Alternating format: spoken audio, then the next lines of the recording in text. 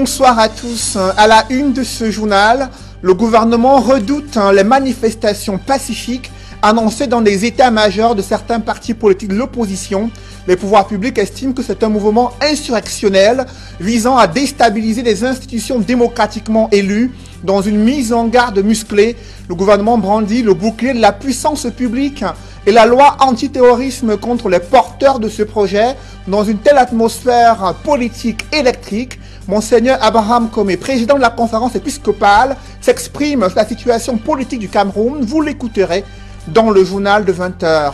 À l'international, présidentiel en Côte d'Ivoire, le rejet des candidatures de Laurent Gbagbo et Guillaume Soro cristallise la colère de leurs partisans. Ils dénoncent des manœuvres du régime Ouattara pour garantir au président sortant une victoire au terme de cette élection présidentielle. Les militants du parti au pouvoir estiment que la décision a été rendue en toute indépendance. On fait le point dans la page internationale du 20h.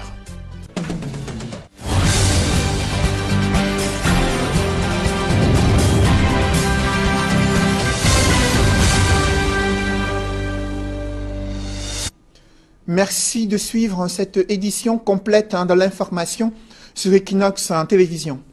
Le Cameroun est à 2 semaines de la rentrée scolaire dans un contexte de Covid, mais également dans un contexte où les infrastructures scolaires sont loin d'être réhabilitées et construites.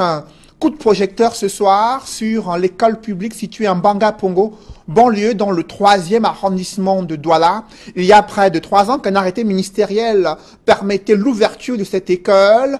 Elle est toujours en planche. Les intempéries sont le quotidien des élèves. Des parents s'inquiètent de l'abandon et le silence des pouvoirs publics devant ce cadre inadéquat pour l'encadrement des enfants.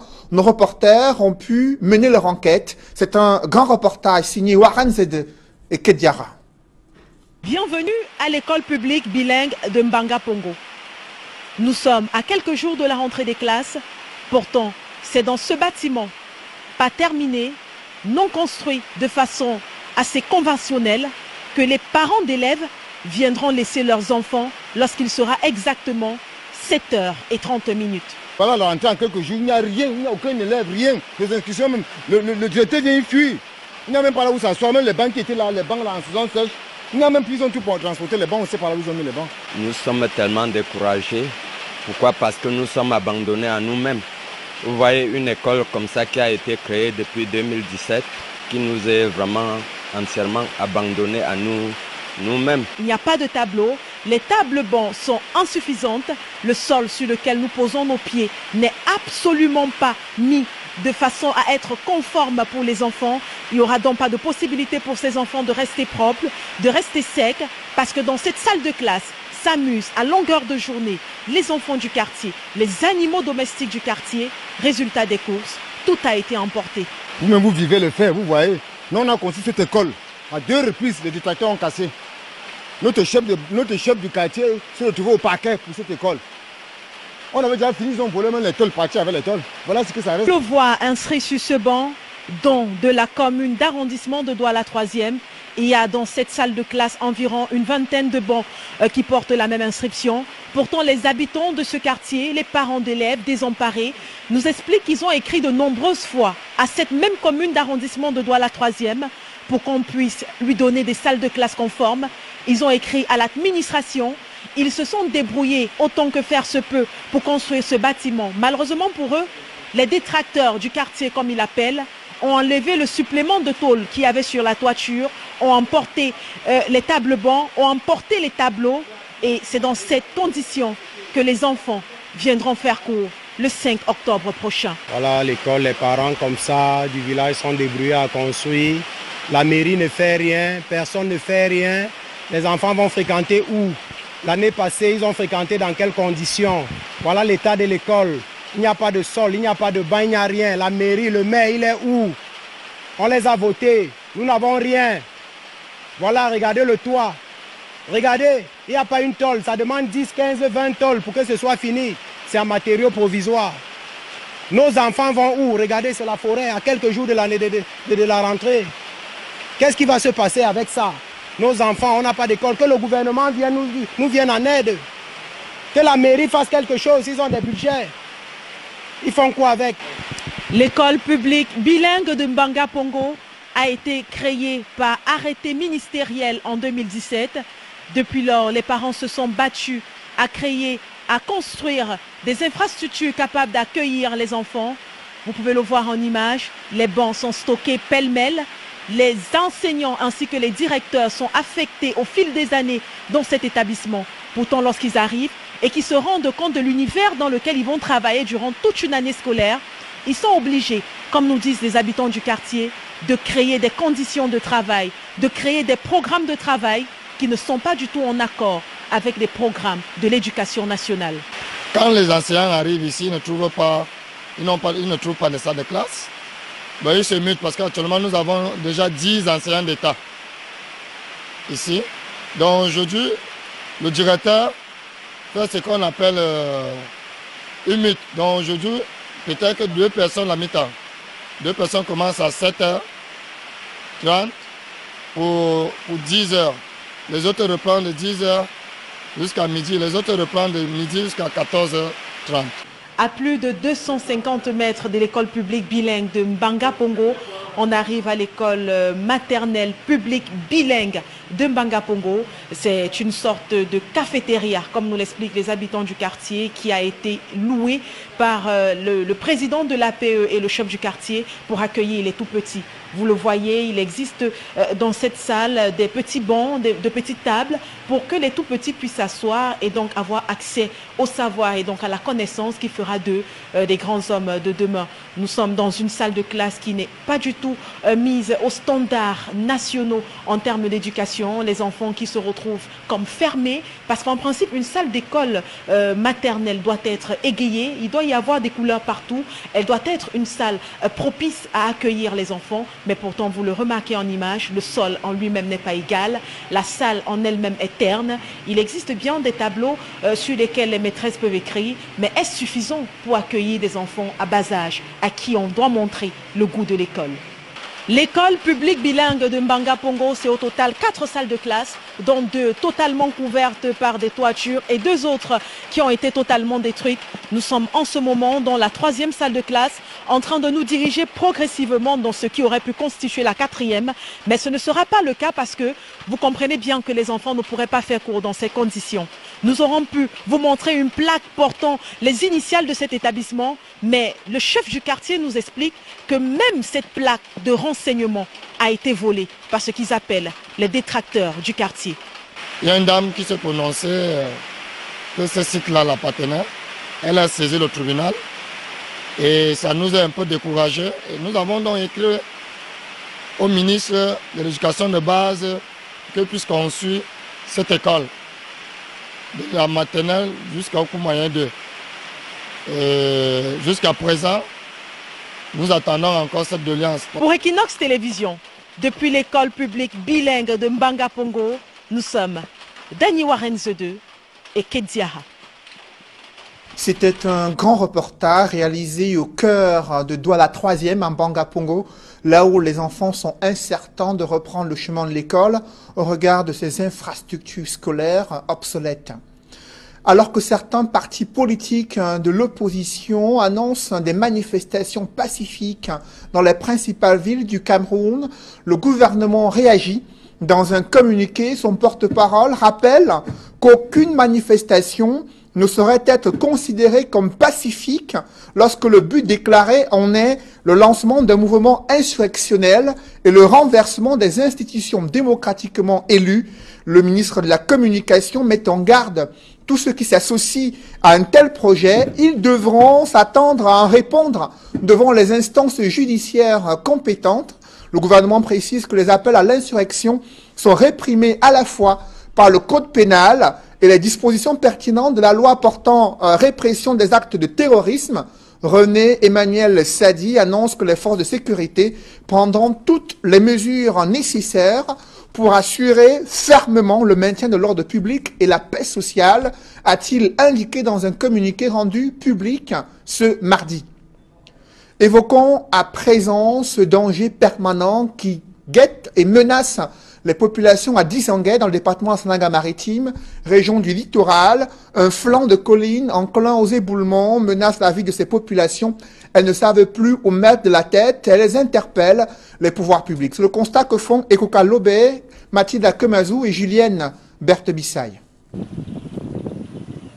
Dans la ville de Dizangué, le quartier Beach est réputé le plus dangereux pour ce flanc de colline, enclé aux éboulements à la moindre pluie tombée. Coincé dans la boue, le sieur Mokoké Ernest a failli y laisser sa vie.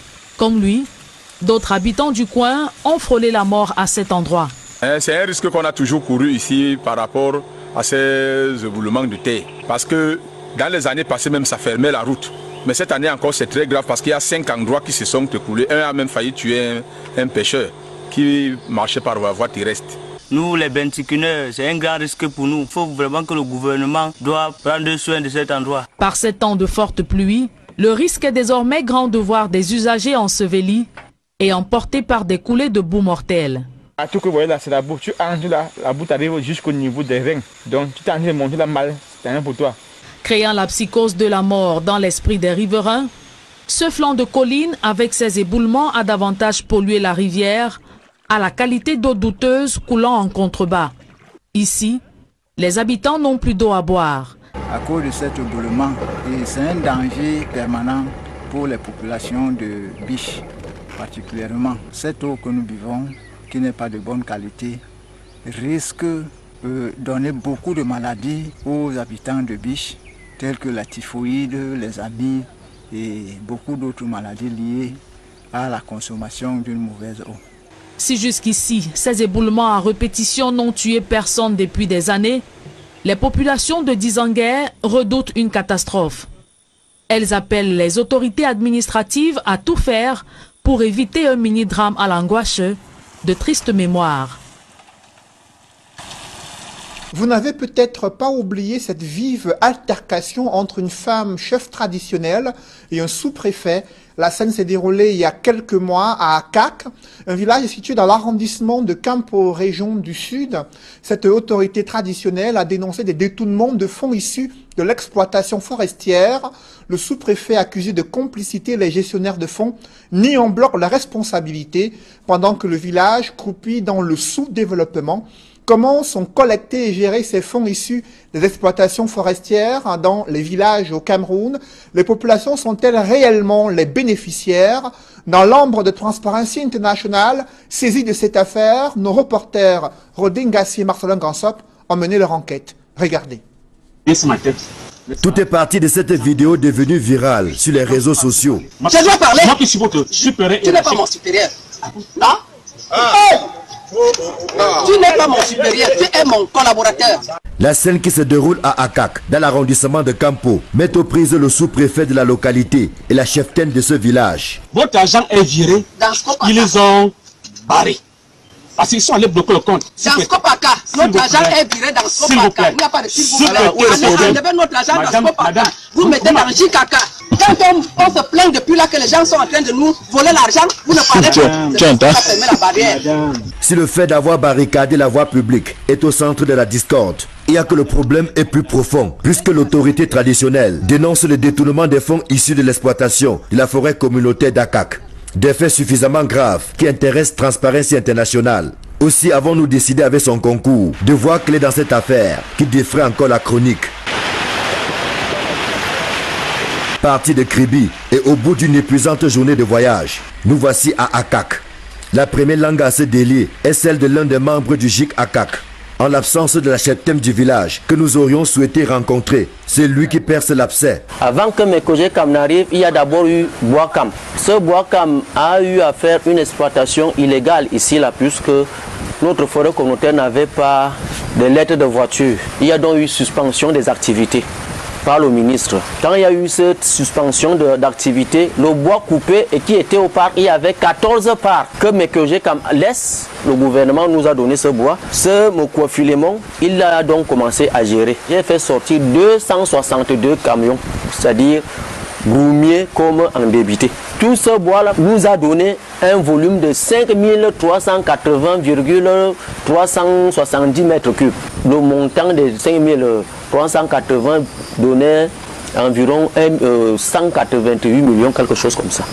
Tout cet argent-là est parti.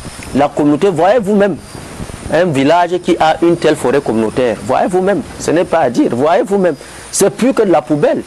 Heureusement, en 2020, tous les Camerounais le savent, nous sommes locaux. Pour le bureau sortant, dont le délégué est vomi par les populations. Les populations elles-mêmes, ils ont eu à cotiser pour que cette assemblée soit faite. On a donné le carburant au sous-préfet.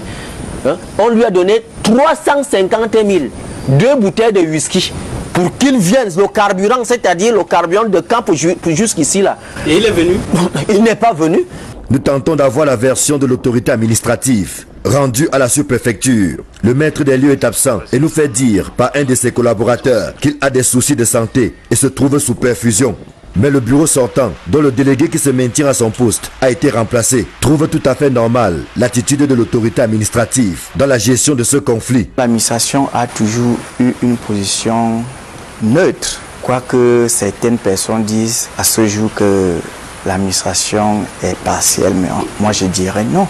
L'administration a juste un problème, c'est qu'elle respecte les textes. On n'essaie pas de discriminer qui que ce soit. Nous sommes tous fils du canton Akak. Quoi que nous fassions, nous devons penser plutôt à nos villages. Ça fait déjà aujourd'hui, je pense, 5 ans que le GIC n'a pas connu un climat de stabilité.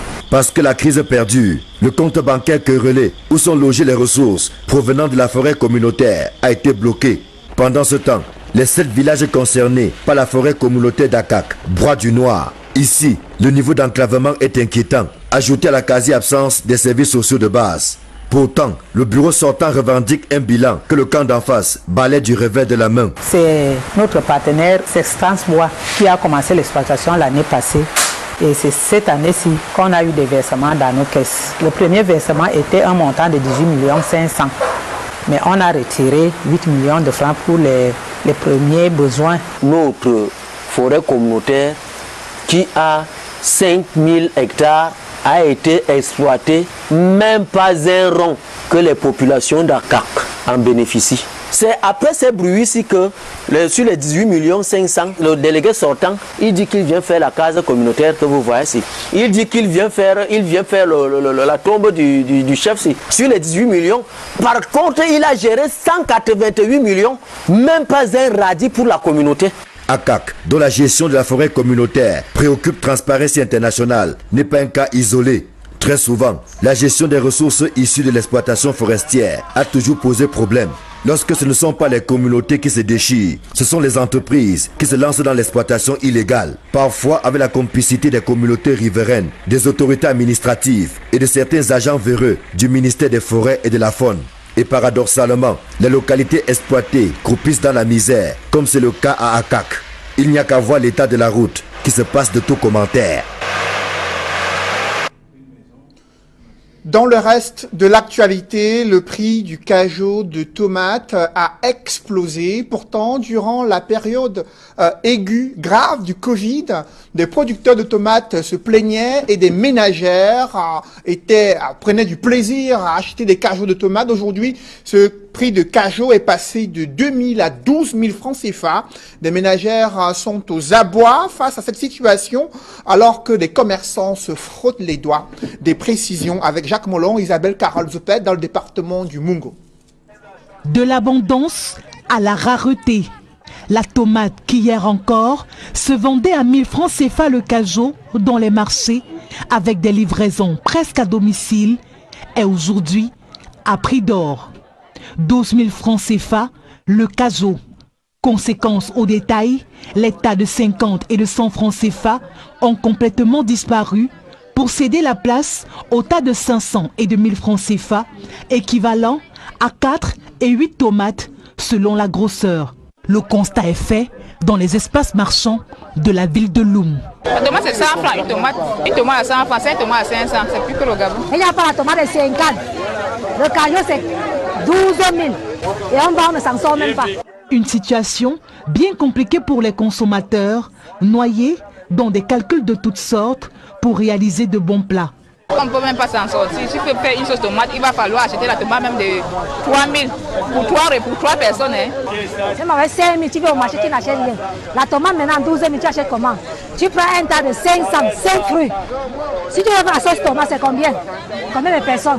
Les ménages pointent un doigt accusateur sur le gouvernement qui, selon eux, peine à accompagner les acteurs de ce secteur, mais surtout à créer des usines de transformation de tomates pour éviter de telles inflations. On aimerait interpeller notre gouvernement à ce que de revoir la politique de transformation des produits locaux. Normalement, l'État devrait voir notre situation en créant des bio, on nous transforme de manière que quand il y a baisse même en bourse, nous avons ceux qui sont déjà transformés pour pouvoir les consommer. Si les consommateurs se sont frottés les mains suite à la chute des prix de la tomate à des niveaux records du fait de la pandémie de Covid-19 il y a quelques semaines, c'est désormais au tour des producteurs de vivre la même situation.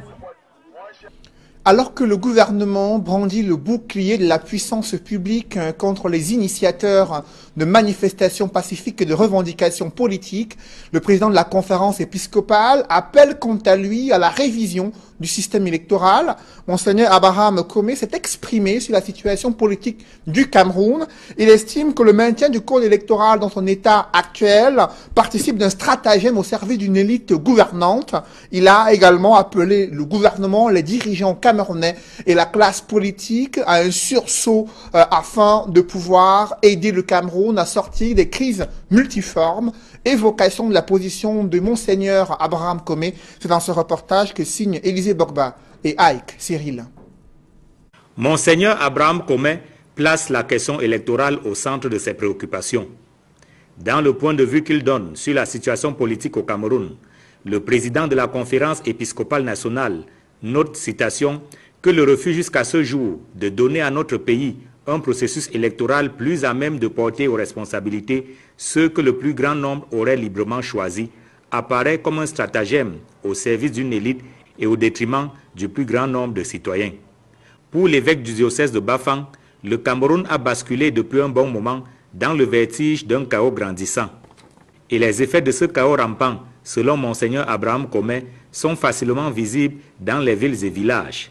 Ils sont la résultante, dit le prélat, de la faiblesse des mécanismes gouvernementaux portés par un enracinement dans le jacobinisme et traversés par le désir de pérenniser le contentement de l'élite dirigeante. Fin de citation. Alors que l'avenir du Cameroun est plus que jamais incertain, Monseigneur Abraham Comé invite les gouvernants à mettre l'homme, l'humain, au centre des préoccupations. Et s'il fallait aller vers une révolution, l'évêque de Bafang souligne que la révolution la plus déterminante pour le Cameroun est celle qui consiste à réapprendre soi-même et à apprendre aux autres que l'homme n'est pas fait pour son confort personnel. Il doit plutôt faire don de soi au service du bien commun. S'inspirant de la doctrine sociale de l'Église, le prélat note que tant que la masse critique d'altruisme ne sera pas substantiellement constituée, l'avenir sera toujours exposé au risque de l'utopisme. Le président de la conférence épiscopale nationale termine son point de vue sur la situation politique au Cameroun tout de même sur une note d'espoir. Monseigneur Abraham Comé prie la Vierge Marie d'inspirer les Camerounais en vue de la survenue d'une vraie paix au Cameroun. À suivre dans ce journal, l'ambiance politique en Côte d'Ivoire avec le rejet des candidatures de Laurent Gbagbo et Guillaume Soro. Mais avant, je vous invite à découvrir l'ingéniosité d'un Camerounais. Il pourrait vous surprendre. Il a installé un dispositif de collecte et distribution du carburant frelaté dans sa voiture. Il a été mis aux arrêts par la police. Il explique ce dispositif incroyable dans ce reportage que signent Innocent Abega et Xavier Foucault. Au moins 200 litres de carburant d'origine douteuse ont été saisis par les éléments du groupement mobile d'intervention numéro 2 du littoral. Ça s'est passé au niveau de notre barrage de Bekoko et comme à l'accoutumée, nous avons travaillé sur renseignement et nous avons donc pu mettre la main sur ce véhicule qui apparemment vraiment ne présente rien de suspect.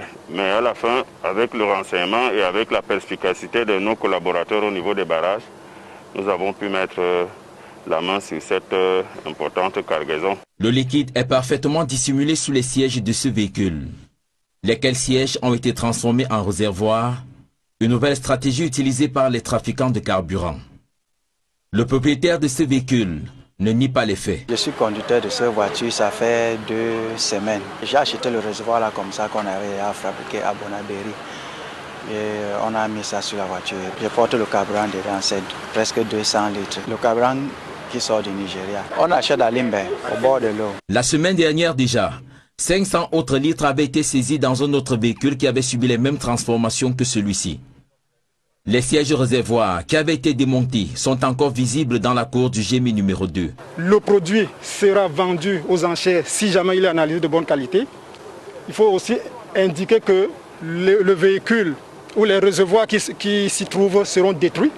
Et même le véhicule et même celui qui conduit ou le propriétaire sera remis à la cellule. Et c'est le président de la cellule qui va nous dire généralement la suite. Tout en promettant de renforcer la lutte contre le commerce illicite, les autorités exhortent les populations à plus de vigilance face à cette nouvelle stratégie adoptée par les trafiquants de carburant. Dans l'escale internationale présidentielle en Côte d'Ivoire, Laurent Gbagbo et Guillaume Soro qui contestent le rejet de la candidature. Leurs partisans estiment que cette décision relève de la peur qui règne dans le camp Ouattara et du manque d'indépendance du Conseil constitutionnel, un avis que ne partagent pas les militants du parti au pouvoir en Côte d'Ivoire. Des précisions avec Sylvestre Hippolyte Zangao. Laurent Gbagbo et Guillaume Soro ne seront pas candidats à l'élection présidentielle du 31 octobre prochain en Côte d'Ivoire. Leurs candidatures ont été rejetées par le Conseil constitutionnel, qui n'a retenu que 4 dossiers de candidature, parmi lesquels celui du président sortant Alassane Dramane Ouattara. Réagissant à l'invalidation de la candidature de l'ex-président ivoirien, le porte-parole de Laurent Gbagbo ne cache pas sa colère. Il estime que cette décision du Conseil constitutionnel prouve la peur de l'actuel président Alassane Dramane Ouattara vis-à-vis de son prédécesseur. Les partisans de Laurent Gbagbo affirment qu'ils rejettent cette décision du Conseil constitutionnel et disent ne pas être surpris, car pour eux, le président de ce Conseil n'est pas crédible. La réaction de Laurent Gbagbo suite au rejet de sa candidature pour l'élection présidentielle en Côte d'Ivoire est attendue. La candidature de Guillaume Soro a été rejetée à cause de sa condamnation devant la justice. Son avocate s'en prend directement au président du Conseil constitutionnel en soutenant que c'est une décision qui n'a aucun fondement sur le plan du droit. Une nouvelle douche froide pour la Fédération camerounaise de football. Son appel déposé au tribunal arbitral du sport à l'encontre de Nustar de Douala est rejeté. Le TAS a également donné raison au bureau exécutif de la LFPC, conduit par le général Pierre Semengue. Après de longues batailles judiciaires, il annonce les premières réunions du bureau exécutif et se félicite de cette victoire. Il s'exprime dans ce reportage signé Joël Sengue et Ike Cyril. Au lendemain de la sentence du tribunal arbitral du sport, qui rétablit la Ligue de football professionnel du Cameroun dans ses droits, le président de la LFPC annonce une réunion du bureau de la Ligue d'ici vendredi afin de décider des modalités de reprise des activités. Nous avons pensé qu'on pouvait réunir tout au moins le bureau de la Ligue, la première instance possible. On pourrait la réunir vendredi, pour qu'on puisse donc réfléchir et pouvoir répondre aux questions que tout le monde se pose. L'une de ces questions, c'est le sort réservé au championnat organisé la saison dernière par le comité technique transitoire mis en place par la FECAFOOT. On n'a pas suspendu l'exécutif de la Ligue. Ça aurait pu être fait, mais ils ont suspendu la Ligue. La Ligue comprend malheureusement les clubs. Comment, à mon avis, la FECAFOOT a-t-elle fait des compétitions avec des clubs suspendus? Voilà les problèmes qui vont être posés. De toutes les façons, le général Pierre Semengue ne se montre pas triomphaliste. Bien que bénéficiaire de la sentence du TAS, il dit privilégier la voie de la concertation avec la FECAFOOT et même le ministère des Sports et de l'Éducation physique. Les autorités sportives dans le ministère des Sports devraient nous réunir pour qu'on voie comment on va faire cela. Donc, j'ai pensé que nous, on peut donc se réunir là pour avoir les arguments pour une réunion que le ministre des Sports va probablement tenir. Réagissant de son côté à la sentence du TAS, La FECAFOOT annonce qu'elle va soumettre la question à ses organes internes compétents, à savoir le comité exécutif et l'Assemblée générale, respectivement prévus les 24 et 25 septembre 2020 pour les suites à lui accorder. Mesdames, Messieurs, c'est la fin de ce journal. Merci de l'avoir suivi. Juste après cette édition de 20h, retrouvez Serge Alain autour et ses invités pour le débrief du journal sur le plateau d'Equinox Soir. Serge Alain. Voilà, levée de la suspension de la LFP par LFPC, par le tribunal administratif du sport. Le général Semengue annonce dans les prochains jours une réunion du bureau.